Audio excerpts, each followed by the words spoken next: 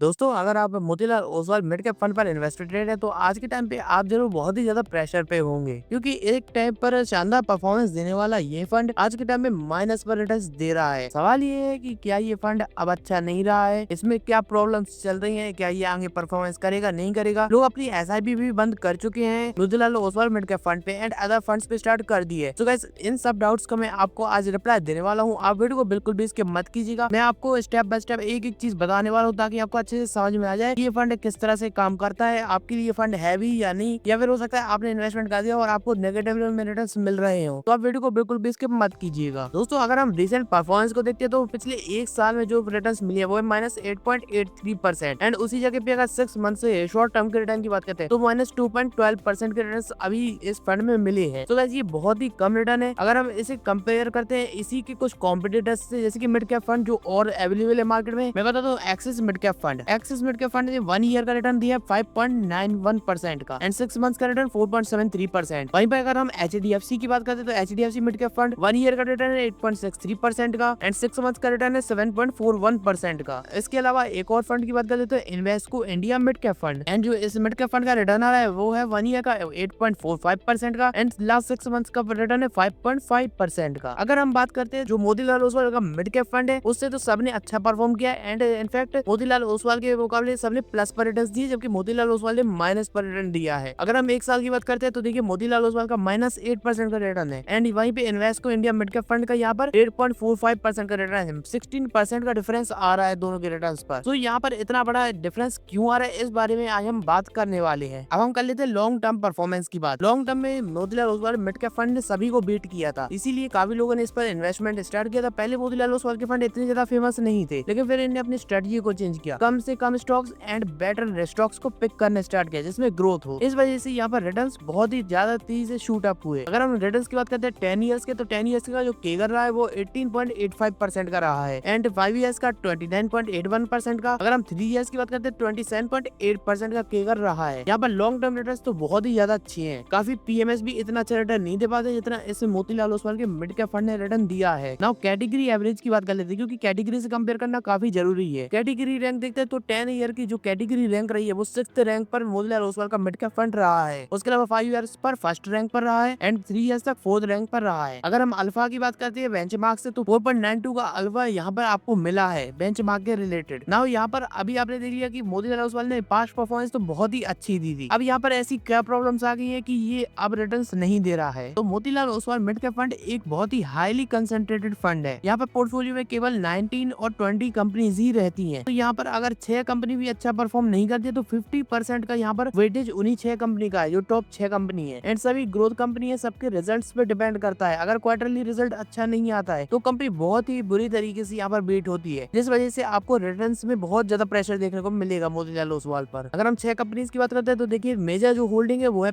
प्रेसिस्टेंट system पर, Dixon technologies, कल्याण jewellers, भारतीय Airtel and Aditya Birla capital. सभी कंपनी फ्यूचरिस्टिक है, हाई ग्रोथ कंपनी है एंड यहाँ पर अगर इनमें से किसी की रिजल्ट्स अच्छे नहीं आते हैं तो आपको यहाँ पर प्रेशर देखने को मिलने लगता है और इसी प्रेशर की वजह से अभी रिटर्न्स 23% तक गिर चुके हैं। अगर हम एक और प्रॉब्लम की बात करते हैं वो है वैल्यूएशन की। देखिए, हम स्टॉक्स पर तो वैल्यूएशन देखते हैं कि स्टॉक का पीई क्या चल रहा है, लेकिन हम फंड का पीई नहीं देखते हैं। फंड का पीई भी उसी तरीके से होता है जैसे स्टॉक का होता है। जैसे जितने भी स्टॉक्स है सबका एवरेज पी फंड का पीई होता है ना। मोतीलाल ओसवाल जो मिड कैप फंड है उसका पीई है 62.95 एंड उसी जगह पे अगर हम कैटेगरी एवरेज देखते हैं जो मिड कैप फंड्स है तो उनका पीई है 36.37, डबल है मोतीलाल ओसवाल का पीई। इसी वजह से यहाँ पर पीई बहुत ज्यादा है और अगर उस हिसाब से रिजल्ट्स नहीं आते हैं कंपनी के तो लोगों की एक्सपेक्टेशन बहुत ही ज्यादा हर्ट होती है और स्टॉक बीट होते हैं। इस वजह से आपको Motilal Oswal mid cap fund में बहुत ही बेकार रिटर्न देखने को मिल रहे हैं। अगर हम टॉप से कंपेयर करते हैं तो आपको यहाँ पर 16 to 18% का रिटर्न देखने को मिल रहा है, क्योंकि -8% है रिटर्न